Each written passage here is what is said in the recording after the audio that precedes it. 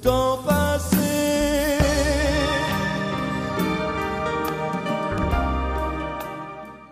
Est-ce que vous avez la foi, vous-même? Mais la foi dans quoi? Je veux dire, La foi, c'est pas en un Dieu, truc, disons-le comme ça. Est-ce que vous êtes croyant? Est-ce que vous avez la foi en Dieu? Est-ce que vous croyez à ça? Qu'il soit un dieu barbu qui énonce des Non, commandements. non, pas un Dieu barbu. Non. Pas Moi, cette image-là. je crois au dieu d'Einstein, c'est-à-dire un dieu, un dieu de Spinoza, quoi. Être physicien, c'est au moins croire que le monde matériel nous est au moins en partie intelligible.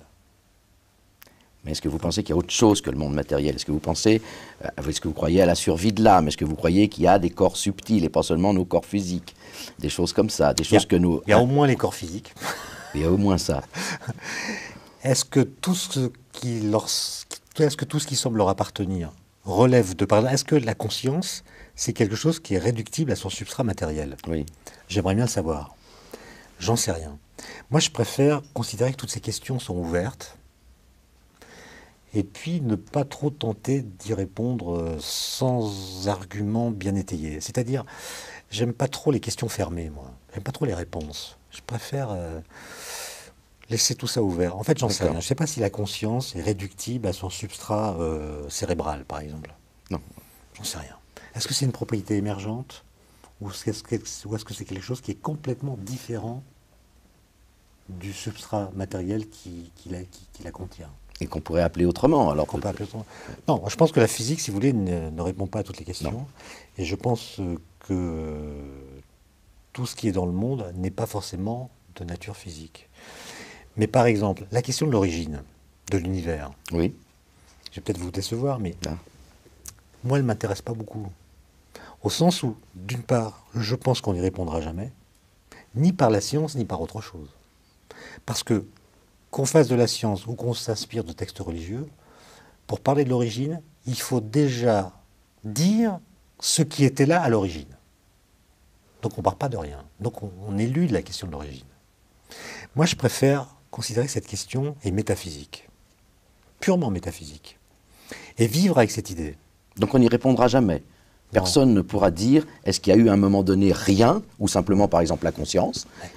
Admettons qu'un jour on a une théorie qui explique comment l'univers est né à partir de rien. Voilà. Très bien. Vous avez cette théorie. Donc, ça veut dire que le rien dont vous parlez, c'est un rien... Je ne sais pas ce que c'est. C'est un rien qui peut cesser d'être un rien, puisqu'il va devenir l'univers. Pour la spiritualité, pour les religieux, ça peut être Dieu, ça peut être la conscience, ça peut être quelque chose qui n'est pas physique. C'est quelque chose. C'est quelque chose. Donc c'est pas rien. Bah oui. Ah bah voilà. Quelque chose, c'est déjà rien, disait C'est-à-dire que pour nous, êtres humains, penser que quelque chose peut naître de rien, c'est difficile. Voilà. Donc admettons que vous ayez une théorie qui vous explique comment l'univers est né à partir de rien.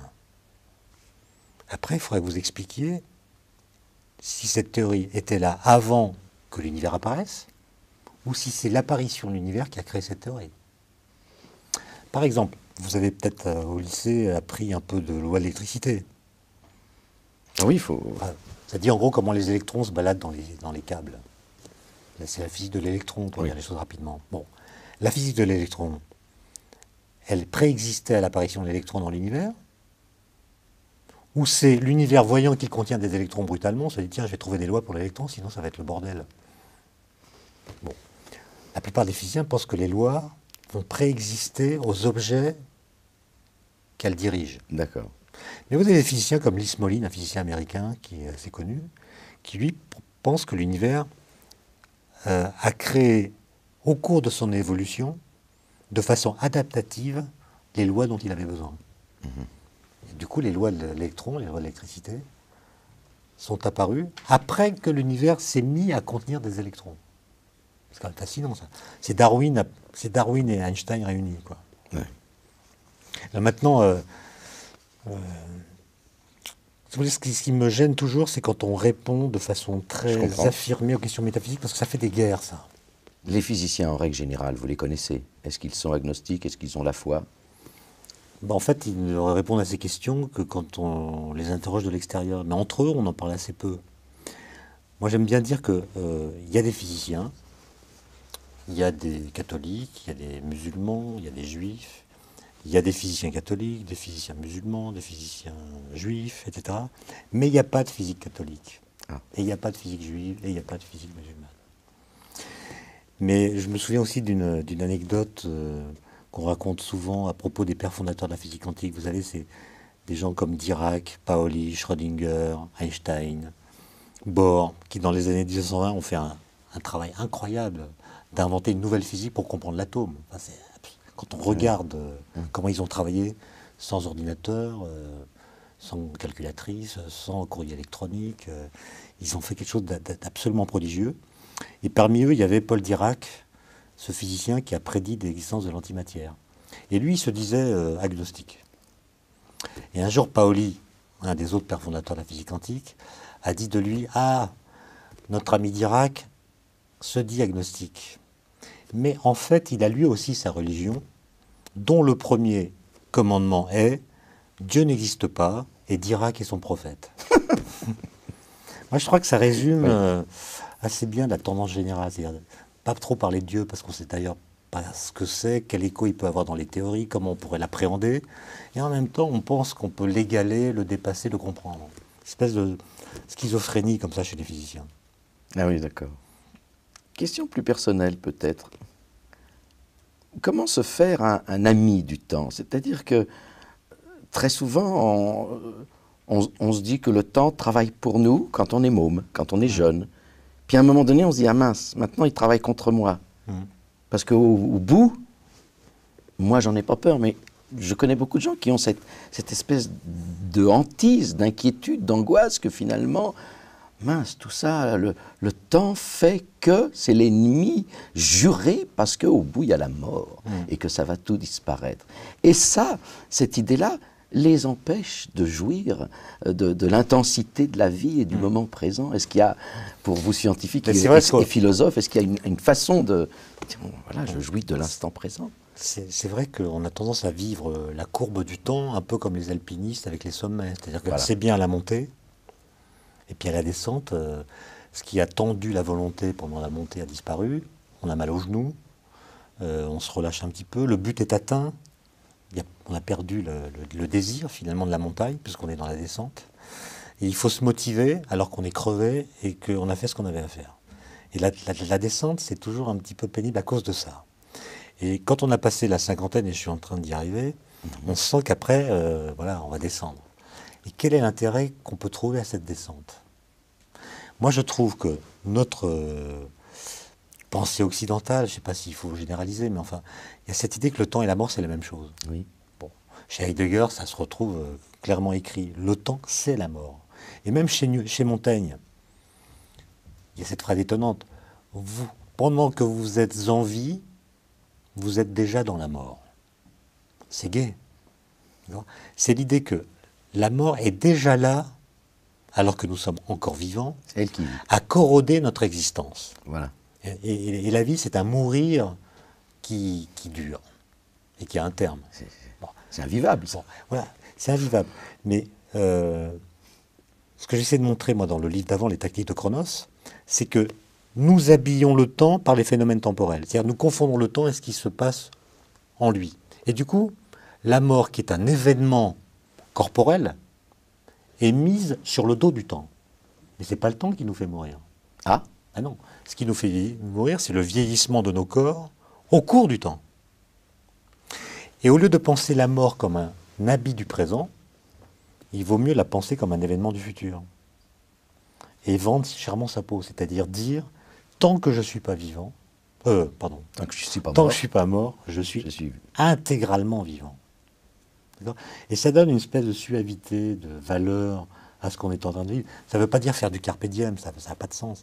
Ça veut dire sculpter son identité, construire sa vie comme un projet, faire des choix, essayer de marquer le temps qui passe par des actions, par des réalisations, par des choses qui peuvent peut-être le transcender, etc. Mais la pensée a un vrai pouvoir sur la matière. Pourquoi il y a des personnes qui vieillissent de façon si différente? Il peut y avoir des personnes de 60, 70 ans qui sont des vieillards et des personnes de 90 ans qui ont l'air très jeunes et qui sont pleins de vie, qui montent sur scène pour chanter, par exemple, ou des choses comme ça. Oui. Donc, ce que l'on pense a aussi une action, pas seulement le temps. Mais moi, je pense que, vous avez raison, j'observe ça comme tout le monde. Je pense que la façon dont nous vieillissons traduit la façon dont la perspective de la mort fait écho pour la vie. C'est-à-dire, est-ce que la mort vous la percevez comme une sorte de fin vers laquelle vous allez et qui vous pourrit la vie?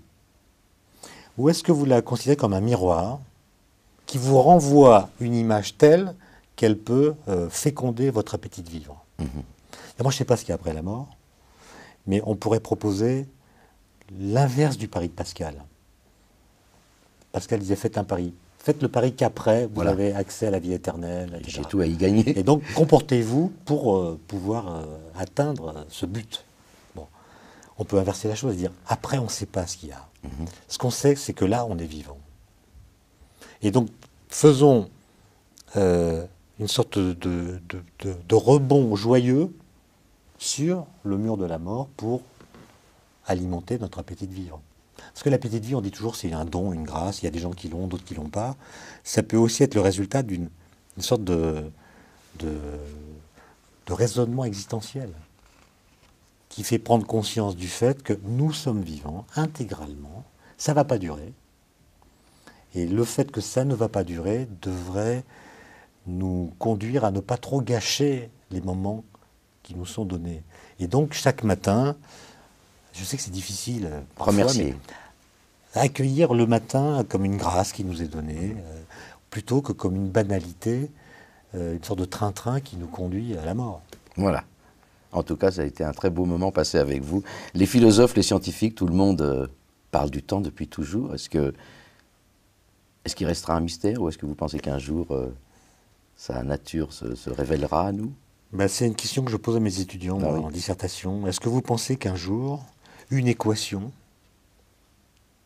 produite par des physiciens nous dira la vérité du temps? Ou est-ce que quelque chose de son mystère nous restera à tout jamais caché? Moi, je les note en fonction de la qualité des raisonnements, pas en fonction de la réponse positive ou négative qu'ils donnent. Mais moi, si j'avais à faire les dissertations que je propose aux étudiants, je répondrais en essayant d'argumenter pour l'idée que le mystère va durer. D'accord. Un certain temps. Non, mais c'est bien, finalement. C'est très bien, c'est très bien. Oui. Bien, bah écoutez, mais est-ce que c'est pas une réponse, cet entretien, à la réponse à la question, le temps existe ou pas? On n'aurait pas pu parler sans le temps. Mais j'ai pas eu le temps de le faire, mais on aurait pu montrer que la physique montre qu'il existe quelque chose dans l'univers dans lequel on ne peut pas voyager. D'accord. C'est-à-dire que le temps est vraiment la marque de notre emprisonnement et il se donne à nous par le fait que nous n'avons pas de liberté par rapport à lui.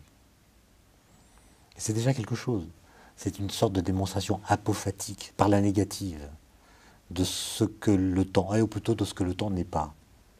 Le temps est un territoire que nous ne pouvons pas parcourir à notre guise. Nous le parcourons, mais pas à notre guise, c'est-à-dire pas comme nous parcourons l'espace. Et il faut entendre cette différence pour ne pas gâcher les moments qui nous sont donnés. Merci, c'était vraiment très intéressant. Voilà, Étienne Klein, le facteur temps ne sonne jamais deux fois. Et il y a aussi les tactiques de Chronos qui sont parues en 2003. Il y a aussi le petit voyage dans le monde des Quentin en 2004. Il y a aussi l'été 7 fois la Révolution, Albert Einstein et les autres 2005. Voilà, ça vaut vraiment le coup de se plonger là-dedans. Merci. Merci à vous. Le temps passé